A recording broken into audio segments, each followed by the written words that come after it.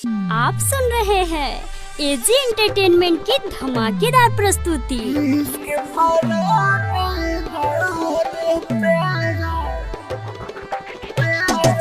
कंचन इब्राहिमपुर, कंचन इब्राहिमपुर, कंचन इब्राहिमपुर, कंचन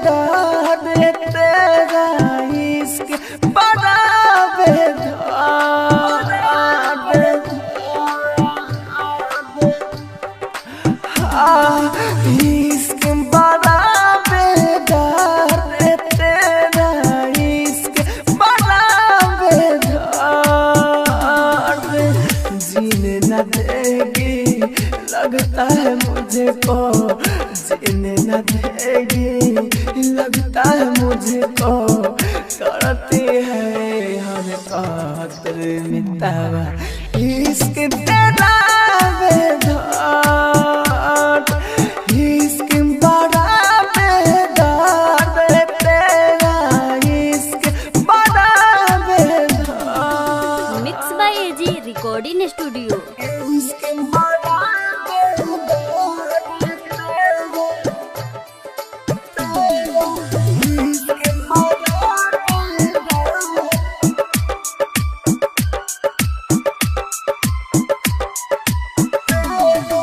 कंचन इब्राहिमपुर, कंचन इब्राहिमपुर। यादें आती है ये सताती है मुझे पागल भी ये बनाती है,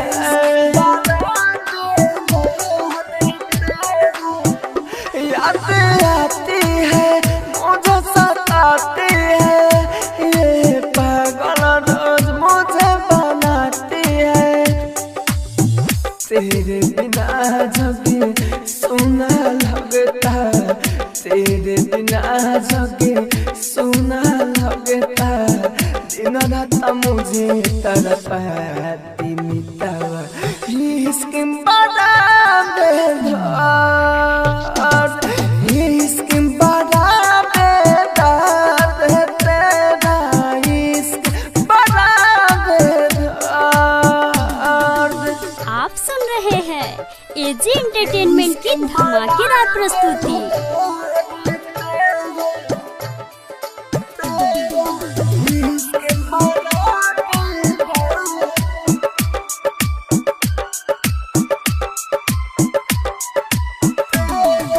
कंचन इब्राहिमपुर, कंचन इब्राहिमपुर।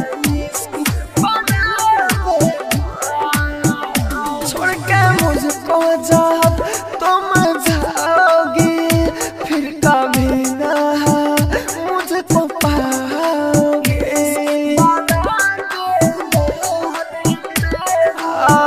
छोड़ के मुझको जब तुम जाओगी फिर कभी ना मुझको पाओगी। राहुल राजा धानी के यही कहानी, मैं राजा तू थी मेरी रानी, सुन ले दीवाना कोई सोच नीता इश्क बड़ा बेदार, इश्क बड़ा बेदार तेरा, इश्क बड़ा बेदार। Mix by AG recording studio.